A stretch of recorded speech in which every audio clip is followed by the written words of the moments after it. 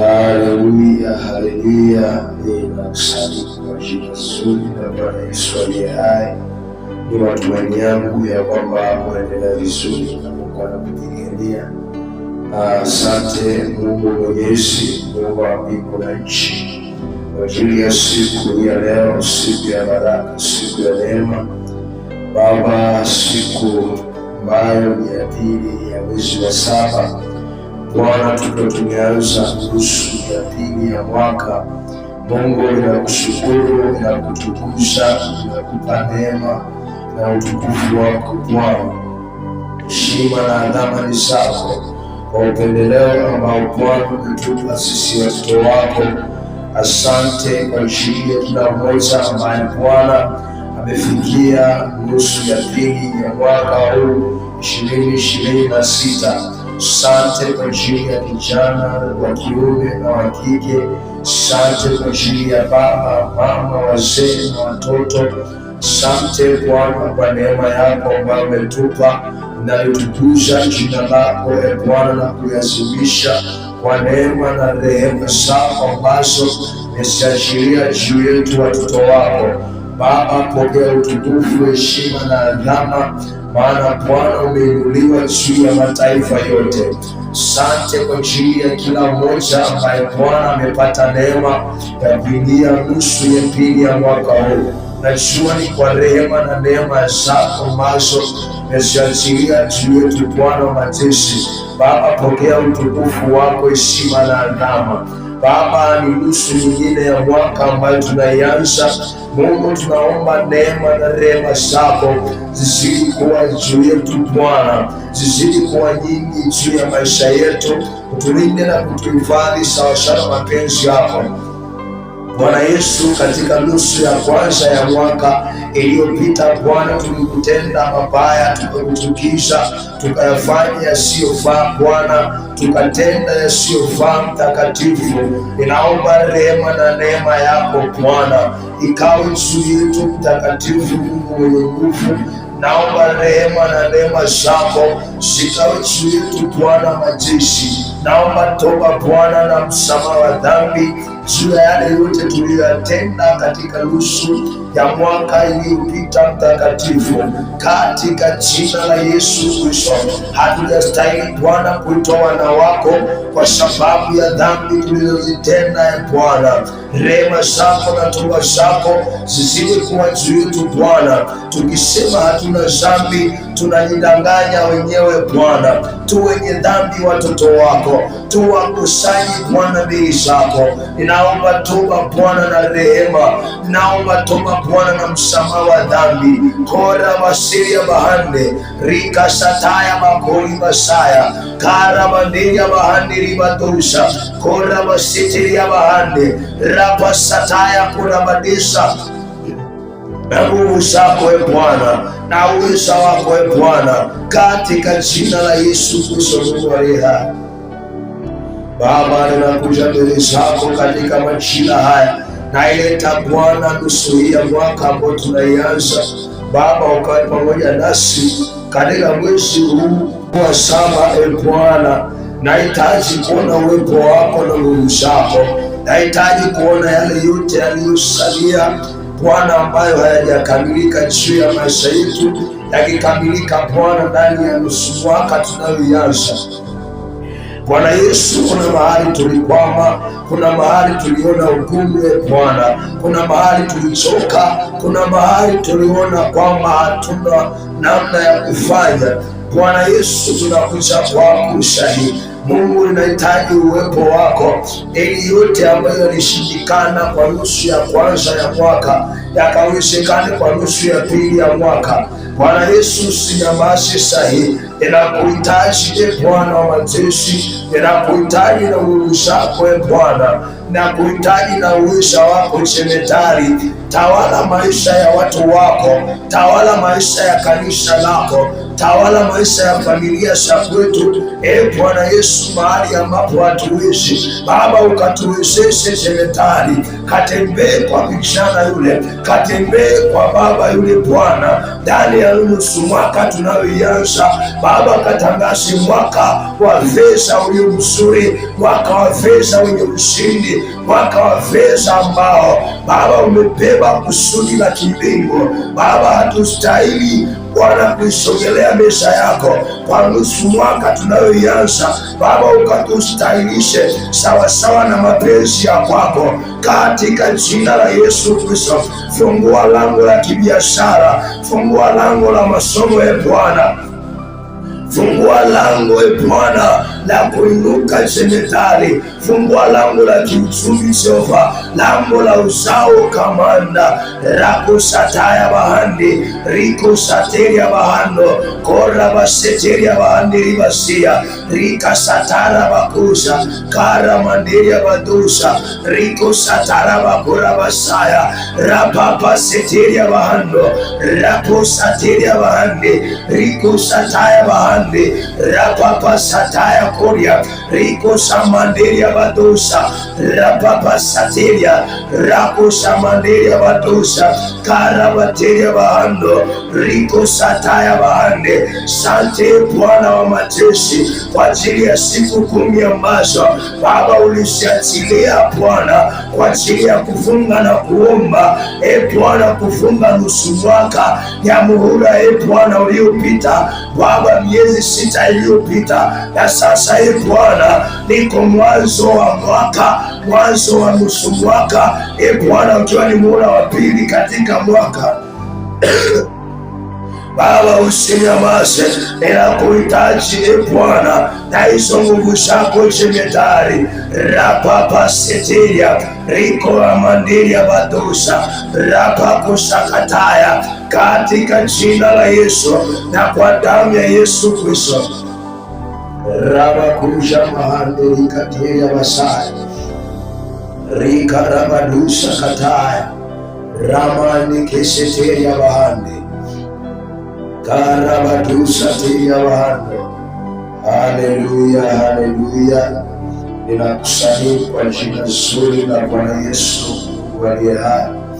Ninamshukuru Mungu ambaye ametupa neema ya kuanza nusu ya pili ya mwaka ndani ya mwaka 2026, na mwisho wa nusu mwaka uliopita nimekuwa katika maombi ya siku 10 nikiomba kwa ajili ya watu, nikiomba kwa ajili ya huduma, nikiomba kwa ajili ya mambo mbalimbali. Nimemwona Mungu katika siku zote hizo 10 ambazo nilipa. Namshukuru Mungu, na nimeanza nusu ya pili ya mwaka pamoja na wewe ambaye unanisikiliza. Neema ya Mungu ambaye imezidi kuwa juu yako iendelee kukutunza na miezi 6 hii ya mwisho ya kumalizia mwaka. Ni maombi yangu sana, Mungu akutetee, Mungu akuinue, Mungu akufanikishe, Mungu akupe kibali katika mambo yote, Mungu akupe kuweza, Mungu akupe kushinda na zaidi ya kushinda katika nusu ya pili ya mwaka 2026. Neema ya Bwana ikawe juu yako, mkono wa Mungu ukawe juu yako, malaika wa Bwana wakawe pamoja na wewe, ulinzi wa Bwana ukawe juu yako. Kila utakachokitenda ndani ya nusu mwaka kikafanikiwe katika jina la Yesu Kristo, Mungu aliye hai. Ndani mwanzo wa nusu mwaka hii kuanzia mwezi wa 7 tutaanza na somo ambalo linasema kutofautishwa kwa nafasi katika ufalme wa Mungu. Kutofautishwa kwa nafasi katika ufalme wa Mungu. Tunapozungumza kutofautishwa, tunazungumza kwa habari ya upekee wa maisha ya mtu au upekee wa nafasi ya mtu katika ufalme wa Mungu. Kila mmoja ana upekee na ametofautishwa na mwingine katika ufalme wa Mungu kulingana na mambo tofauti tofauti ambayo Mungu ameyaachilia juu ya maisha yake. Mimi na wewe tumetofautishwa na vitu vichache ambavyo Mungu ametujalia kila mmoja kwa namna yake. Wewe vitu ambavyo Mungu amekujalia na vitu ambavyo Mungu amenijalia vinatufanya tuwe tofauti. Vile Mungu alivyoniita na wewe alivyokuita, Mungu ametutofautisha kwa njia hiyo.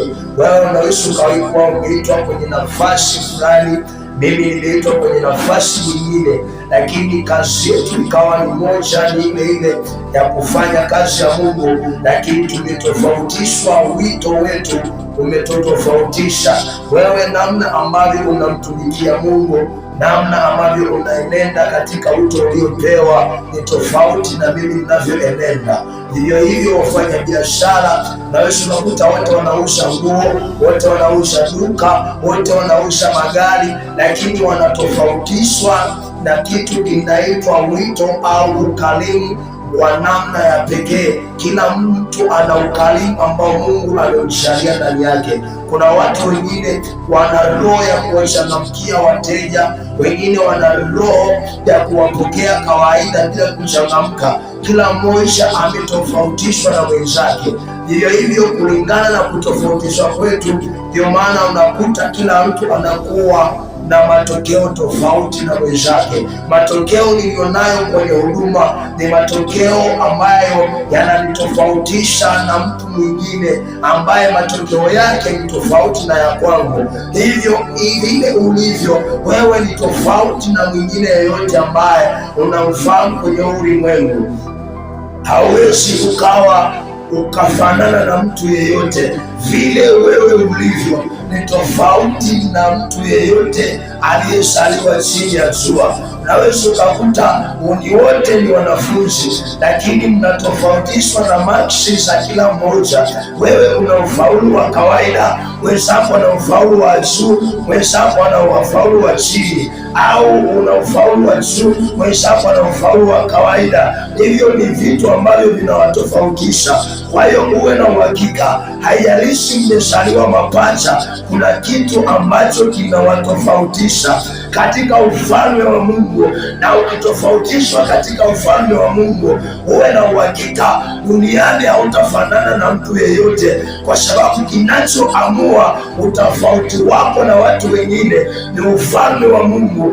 Anayeamua kwamba wewe uwe tofauti na mimi ni Mungu mwenyewe, ambaye ni mtawala katika ufalme wa Mungu na ufalme wa duniani. Aliyekutofautisha wewe, aliyekutofautisha na wengine, ndiye aliyekutofautisha hata katika ufalme wa Mungu. Vivyo hivyo nafasi yako katika ufalme wa Mungu ni tofauti na nafasi ya mtu mwingine katika ufalme wa Mungu.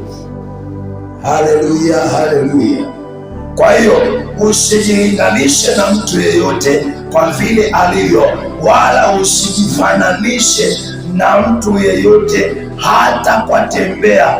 Kuna watu ambao wanapoteza sifa kwa sababu wanaiga maisha ya watu, wanaiga namna ya watu wanavyotembea, wanaiga namna ya watu wanavyovaa, wanapoteza uhalisia wao. Kwa hiyo hawa watu tukiwaangalia, hawaishi uhalisia wao, badala yake wanaishi maisha ya watu wengine. Kwa sababu hiyo, makusudi ambayo alitakiwa kuyatimiza akiwa duniani anashindwa kuyatimisha, kwa sababu anaishi kulingana na maisha ya mtu mwingine, haishi kulingana na vile ambavyo Mungu amekusudia aishi. Kwa hiyo pale unapoona kwamba unaishi kama fulani anavyoishi, uwe na uhakika unasaidia huyo mtu atimishe makusudi yake, ila wewe unabaki na kiporo cha kusudi. Unaweza ukajikuta umekufa au umeondoka duniani, haujatimisha kile Mungu alichokusudia ukitimishe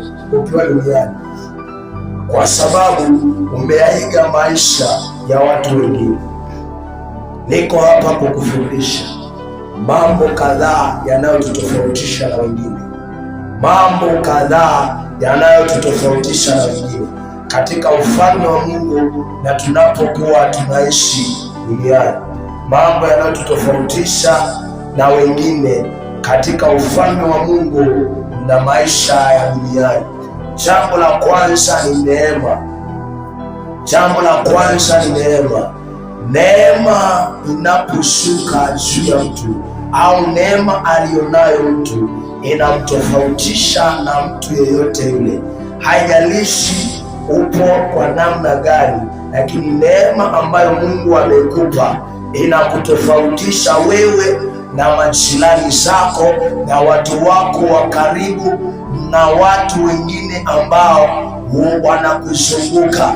Katika jina la Yesu ninakuombea, ndani ya mwezi wa 7 na nusu ya pili ya mwaka 26, Mungu akakupe kutofautishwa, akakupe neema ya kipekee itakayokutofautisha na watu wengine. Namna unavyoishi, Mungu akakupe utofauti na watu wengine. Mungu akakupe utofauti na majirani zako. Namna utakavyofanikiwa ukatofautishwe na neema ya mafanikio tofauti na wengine walivyofanikiwa. Yamkini unaweza ukawa unaishi hivyo ulivyo, lakini haujui ya kwamba ipo neema inayokutofautisha. Kama umeishi kwenye dhambi kwa muda mrefu, neema ya wokovu ambayo Mungu ameiachilia juu ya maisha yako ikakupe kutofautishwa na watu wengine. Paulo akafika mahali akasema, tufanye nini basi ili neema izidi kuwa nyingi? Je, tuzidi kudumu katika dhambi au kwa namna gani? Nataka nikwambie ya kwamba neema uliyoipokea itakutofautisha na watu wengine. Katika maisha ya dhambi hautaishi tena kwenye dhambi, kwa sababu neema uliyoipokea na neema iliyopo juu yako itakutofautisha na watu wengine ambao wanaendelea kuishi kwenye dhambi. Kama bado unaishi kwenye dhambi kama watu wa mataifa, uwe na uhakika neema ulionayo haijakusaidia chochote. Ni kweli leo unaweza ukawa unamtumikia Mungu, lakini bado unaishi maisha kama watu wa mataifa. Neema ya wokovu iliyokutembelea haijakusaidia kutoka kwenye uovu, bali hiyo neema imekaa juu yako bila kazi, na kwa sababu haujatambua ya kwamba ni neema ambayo Bwana amekupa, ndio maana unazidi kuishi kwenye maisha ya dhambi na bila kuitumia neema ulionayo kutoka kwenye hiyo dhambi. Haleluya, haleluya. Kitabu cha Warumi sura ile ya 6, sura ya 6 mstari wa kwanza. Warumi sura ya 6 mstari wa kwanza hadi wa 3, Biblia inasema, tuseme nini basi? Tudumu katika dhambi ili neema izidi kuwa nyingi? Hasa sisi tulioifia dhambi tutaishije tena katika dhambi? Hamfahamu ya kuwa sisi sote tuliobatizwa katika Kristo Yesu tulibatizwa kwa mauti yake? Anauliza maswali. Paulo anatuuliza maswali. Tufanye nini basi ili neema izidi kuwa nyingi? Je, tukae katika dhambi? Lakini anaendelea kuuliza swali. Ule mstari wa 2 anasema, hasa sisi tulioifia dhambi tutaishije tena katika dhambi? Mimi na wewe, kama neema ya Kristo ni nyingi juu ya maisha yetu, tutawezaje kuishi tena katika uovu, kuishi tena katika hali ya kushindwa? Kwa nini tuishi tena katika hali ya kukata tamaa? Kwa nini tena tuishi katika hali ya kutokuendelea? Kwa nini tuendelee kutenda yasiyompendeza Mungu? Anasema tufanyeje tena ili neema ya Kristo izidi kuwa nyingi? Je, tuzidi kuishi katika dhambi ili neema ya Kristo izidi kuwa nyingi juu yetu? Anasema hasa tutaendeleaje kuishi katika dhambi? Na je, hatujui ya kwamba sisi tuliobatizwa katika Kristo tulibatizwa katika mauti yake? Kwa maana hiyo tumetofautishwa kwa njia ya mauti ya Yesu Kristo. Mimi na wewe tumetofautishwa kwa neema ya Bwana aliyetufia msalabani, akafa kwa ajili ya makosa na dhambi zetu, akafa msalabani kwa ajili ya mataifa ambayo yalimkosea Mungu, ambayo yalimtenda Mungu dhambi, Bwana alipokufa msalabani akatangaza ubatizo kwa njia ya mauti yake pale msalabani, akatangaza ubatizo wa roho zetu, akatangaza uzima wa milele kwa njia ya msalaba. Kwa sababu hiyo hatupaswi tena kuendelea kuishi katika dhambi kama watu wa mataifa, kwa sababu Kristo ametuokoa msalabani, ametufungua, ametufanya tuwe wazima, ametupa neema na kibali cha kutoka tena kwenye mauti yale yaliyokuwepo juu yetu tangu zamani za baba zetu akina Ibrahimu, Isaka na Yakobo. Wakati huo hapakuwa na neema ya kufiwa msalabani, lakini sisi tumeipokea neema ambayo inatutofautisha na vizazi vya babu zetu na baba zetu waliotutangulia. Kwa sababu hiyo hatutapaswa au hatutahitajika tena kuendelea kuishi kwenye hiyo dhambi na hayo makosa. Haleluya, haleluya, haleluya. Jambo la pili linalotutofautisha ni kibali. Jambo la pili ni kibali. Kibali kinatutofautisha na watu wengine. Kibali ulichonacho na kibali nilichonacho ni vitu viwili tofauti. Kama ni vitu viwili tofauti, vinatufanya tuwe tofauti, na Mungu amempa kila mtu kulingana na vile alivyo. Kibali nilichonacho, Mungu amenipa kibali kama hiki kulingana na nilivyo, ambayo hicho kibali kinanitofautisha na wewe. Kuna vitu ninavifanya wewe hauwezi kuvifanya.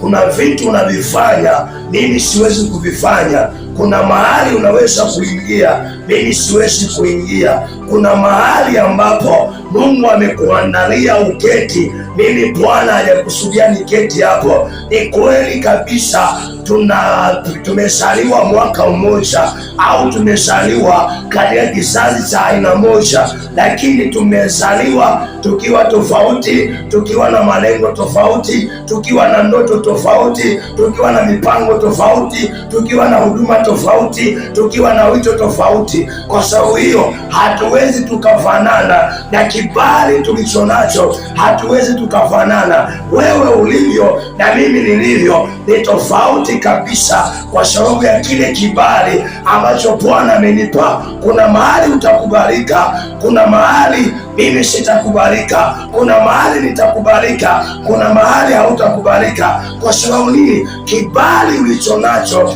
kinakufanya uwe tofauti na mimi, au kinanifanya mimi niwe tofauti na wewe. Haleluya, haleluya. Kitabu cha Danieli sura ile ya kwanza na ule mstari wa 9. Danieli sura ya kwanza na mstari wa 9. Biblia inasema kwamba basi Mungu alimjalia Danieli kupata kibali na huruma machoni pa huyo mkuu wa matowashi. Danieli alipopata kibali machoni pa mkuu wa watowashi ambaye alikuwa ni msimamizi wao, ukisoma kuanzia mstari wa kwanza utagundua kwamba mfalme alimwagiza mkuu wa matowashi awakusanye wenye hekima, awaweke pamoja, awakusanye watu, awaweke mahali pamoja.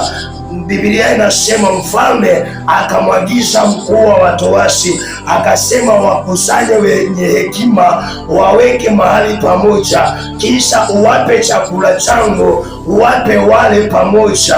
Lakini Biblia inasema Danieli aliadhimu moyoni mwake kutokula kile chakula pamoja na wenzake watatu. Biblia inawazungumza Ashpenazi, Belshaza ambaye ndiye Danieli, Meshaki na Abednego, wakiwa kama watu ambao ni marafiki na watu wanaomjua Mungu, wanayomtumikia Bwana. Biblia inasema watu hawa, wakati mkuu wa watowashi amewakusanya na kuwaweka pamoja, akawaambia kwa habari ya kula chakula cha mfalme, Biblia inasema Danieli akaazimu moyoni mwake ya kwamba yeye na watu wake watatu hawataweza kula chakula cha mfalme. Biblia inasema alipoazimu moyoni mwake, akamwendea mkuu wa watowashi akamwambia ya kwamba mimi na wenzangu watatu hatutaweza kula chakula cha mfalme.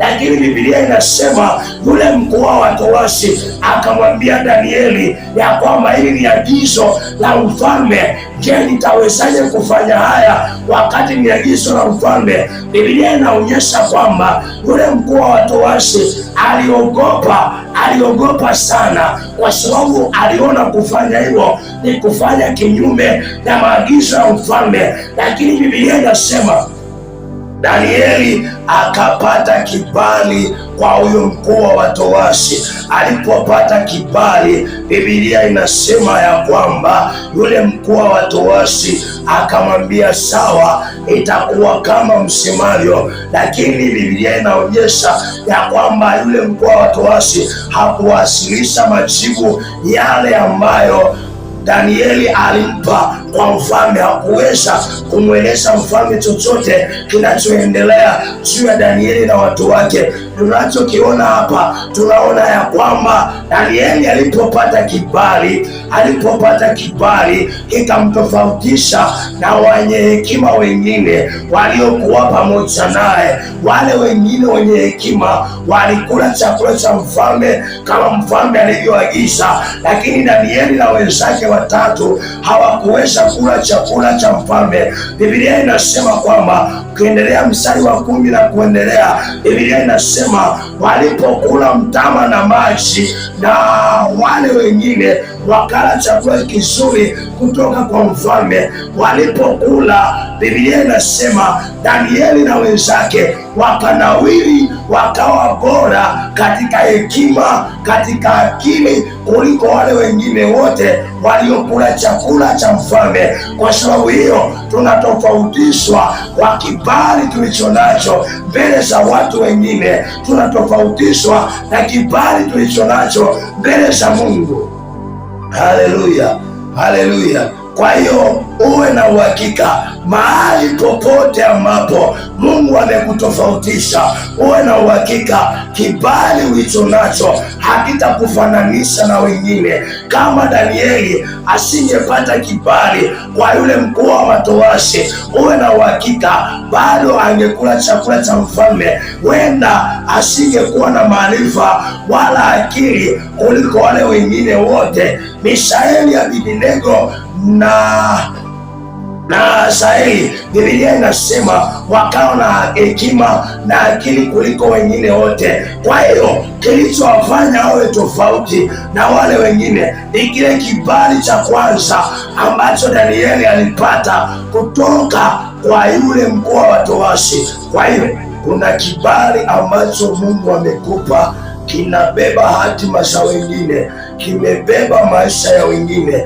kimebeba neema za wengine. Kibali ambacho Mungu ameachilia kwako kimebeba upekee wa watu wengine. Kwa hiyo linda kibali ulicho nacho ili uwe tofauti na wengine, na Mungu akusaidie na Mungu akutie nguvu. Jambo lingine ni wito tulionao. Wito ulionao unakutofautisha na watu wengine. Wewe ni mchungaji, ni tofauti na mwinjilisti. Wewe ni nabii, ni tofauti na mtume. Wewe ni mwimbaji, ni tofauti na mhubiri. Kwa hiyo wito ulioitiwa unakutofautisha na wengine. Wewe ni kiongozi, huo wito wa uongozi ulionao ni tofauti na watu wengine. Wito ambao Mungu ameweka ndani yao unakupa kibali, unakupa neema, unakupa uwezo kuliko watu wengine wanaokuzunguka, unaokutana nao, unaowasikia, unaowaona. Wito ambao Mungu ameweka ndani yako unakupa neema ya kuwa tofauti tofauti na watu wanaokuzunguka.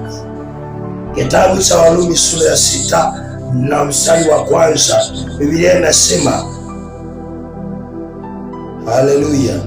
Kitabu cha Waefeso sura ya 4 mstari wa 1, Waefeso sura ya 4 mstari wa 1, Waefeso sura ya 4 mstari wa 1,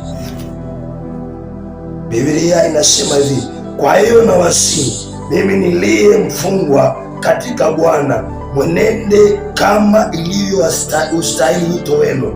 Mwenende kama ilivyo ustahili wito wenu. Kwa sababu hiyo mwenendo wako utalingana na wito ulionao, tabia zako zitalingana na wito ulionao. Paulo anasema ya kwamba kwa hiyo nawasihi mimi niliye mfungwa katika Bwana, mwenende kama ilivyo ustahili wito wenu mlioitiwa. Kwa hiyo wito ulioitiwa utakutofautisha kimwenendo na watu wengine. Unaweza ukakuta umeitwa kuwa mhubiri, mwenendo ulionao utakuwa sawa na vile ambavyo umeitwa. Kama umeitwa kwa ajili ya kumtumikia Mungu kwa njia ya nyimbo, kwa njia ya kufundisha, kwa njia yoyote, mwenendo wako utakuwa tofauti na watu wengine. Na ukiwa na mwenendo sawa na watu wa mataifa, uwe na uhakika wito wako hautafika mahali popote, utaishia njiani tu, kwa sababu kilicho ndani yako ni tofauti na mwenendo ulionao. Kwa hiyo jitahidi kwenye maisha yako, ukiwa na wito wowote ndani yako, hakikisha mwenendo ulionao unaendana na wito uliopewa, unaendana na injili ambayo unaihubiri. Unahubiri kwa habari ya ndoa, hakikisha kwenye maisha yako ya ndoa unaishi vizuri na mwenza wako. Usiwe kama watu wa mataifa ambao wanaweza wakawa wanazungumza mema kwa habari ya ndoa, lakini hawaishi hayo mema wanayosema juu ya maisha ya wengine. Unaweza ukakuta watu ambao ni washauri wazuri, wanashauri ndoa za watu, lakini kiuhalisia maisha yao hayafanani na vile wanavyowashauri wengine. Kwa hiyo wito wa kwako uendane na mwenendo ulio nao. Yesu asifiwe. Ni mtumishi wa Mungu, mwenendo wako uendane na utumishi ulio nao. Ni kiongozi, mwenendo wako uendane na uongozi uliopo ndani yako. Kama Mungu aishivyo, huu mwezi wa 7 na nusu ya muhula huu wa 7, huu muhula wa miezi 6, nusu mwaka ya mwaka 2026, Mungu akakupe neema na wito uliopo ndani yako ukakutofautishe na watu wengine. Haleluya. Jambo lingine ni kalama na kipawa. Kalama na kipawa vinaingia kwenye wito ulionao. Kwa hiyo hakikisha kipawa ulichonacho na karama ulionayo unavitumia vizuri. Kuna watu ambao wamepewa karama na vipawa mbalimbali ndani yao, zaidi ya kimoja. Tumepewa karama zaidi ya moja. Mimi ni mwinjilisti, pia ni mtume ambaye Mungu amenituma kwa ajili ya kuwahubiria watu habari njema. Ni mwinjilisti kwa ajili ya kuinjilisha watu wampokee Kristo. Kwa hiyo nina vitu viwili, lakini pia ninaweza kuwaombea watu, ninawaombea watu, ninaona kwa habari ya maisha ya watu, ninatazama kwa habari ya hatima za watu, ninaona kwa habari ya vile ambavyo watu wanapitia, na Mungu ananipa namna ya kuwasaidia watu. Ni wito na ni karama nilizopewa na ni vipawa nilivyopewa. Kwa hiyo vinanifanya niwe tofauti na wengine katika ufalme wa Mungu na maisha ya duniani. Vile ulivyo, namna unavyoishi, ndivyo hivyo unavyopewa utofauti usio wa kawaida na watu wengine. Mungu akupe neema na akusaidie sana. Kipawa ulicho nacho kikutofautishe na watu wengine. Jambo lingine ni wokovu.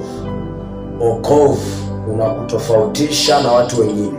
Wokovu ndani ya maisha yako umekutofautisha na watu wa mataifa, umekutofautisha na watu ambao hawajaupokea wokovu.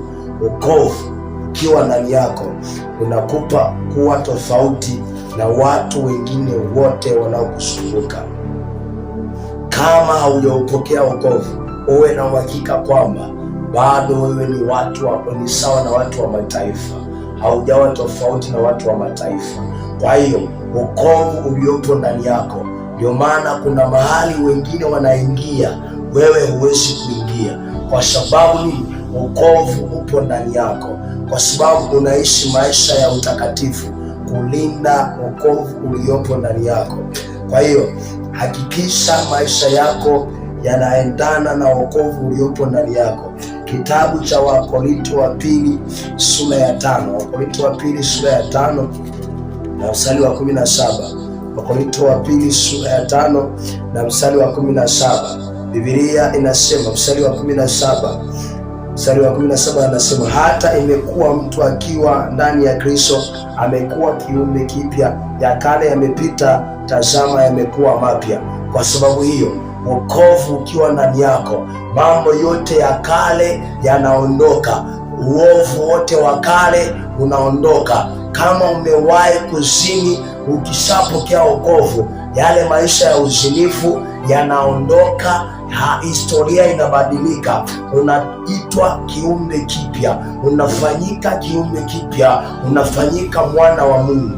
Kwa hiyo hakikisha kwenye maisha yako ulionayo unampokea Yesu, wokovu unatawala ndani yako, unaishi maisha ya wokovu, ili kile ambacho Mungu amekusudia ndani yako kiweze kutimia. Lakini pia wokovu ukishaupa nafasi ndani yako, kuna mahali ulikuwa unaingia, hautaendelea kuingia tena. Kuna vitendo ulikuwa unatenda, hautupaswi tena kuendelea kuvitenda. Ulikuwa unafanya usinifu, haupaswi kufanya usinifu. Ulikuwa unaiba, haupaswi kuiba tena. Kwa sababu nini? Tazama yamekuwa mapya, ya kale yamekwisha kupita. Umekuwa tofauti na wale wengine uliowaacha kwenye hizo tabia. Umekuwa tofauti na wengine kwa sababu wokovu umeingia ndani ya maisha yako. Katika jina la Yesu Kristo, ninakuombea katika nusu ya pili ya mwaka 2026, Mungu akakupe neema ya kutofautisha na wengine kwa wokovu uliopokea,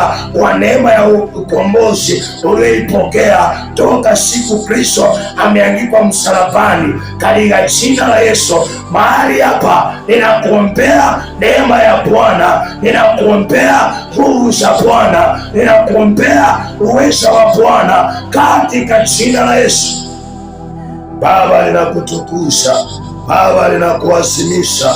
Asante Bwana kwa ajili ya watoto wako. Asante Bwana kwa ajili ya mtu mmoja ambaye umempa neema Bwana ya kuvuka nusu ya kwanza ya mwaka 2026. Baba, asante kwa neema uliompa Bwana ya kuanza tena nusu ya pili ya mwaka 2026. Mungu wa mbingu na nchi, ninakutukuza Bwana. Ninaomba neema yako ikawe pamoja naye, ninaomba uweza wako ukawe pamoja naye. Baba, tupe neema ya kushinda Bwana yale yaliyoshindikana nusu ya kwanza ya mwaka, yakawezekane Bwana nusu ya pili ya mwaka huo, katika jina la Yesu na kwa damu ya Yesu. Yeye aliye mgonjwa, aliyepitia mateso katika nusu ya mwaka Bwana uliopita, Mungu nusu ya mwaka akapokea neema ya uponyaji, akapokea neema ya ushindi katika nusu ya pili ya mwaka 2026. Magonjwa yote Bwana, tabu zote Bwana, zikamwachie kamanda korabasateria bahande rikarabakorabaseria rapasataya rikonarabadosa rapakoribadesa rikandarabadosa koria makaya basaya. Rehema zako Bwana na toba zako Jehova, katika jina la Yesu Yesu, kila madhabahu ambayo ilitawala Bwana kwa nusu ya kwanza ya mwaka haina nafasi Bwana katika nusu ya pili. Kora basakataya rikandere badosa rikola baseria hapa kulibasaya, katika jina la Yesu ninalituma neno lako na nguvu zako ya Bwana sikatawale kamanda, kwa uweza wako na nguvu zako kamanda. Asante Bwana Yesu kwa neema yako, asante Bwana Yesu kwa nguvu zako. Mungu nalibariki jina lako na kulitukuza katika jina la Yesu Kristo, amen.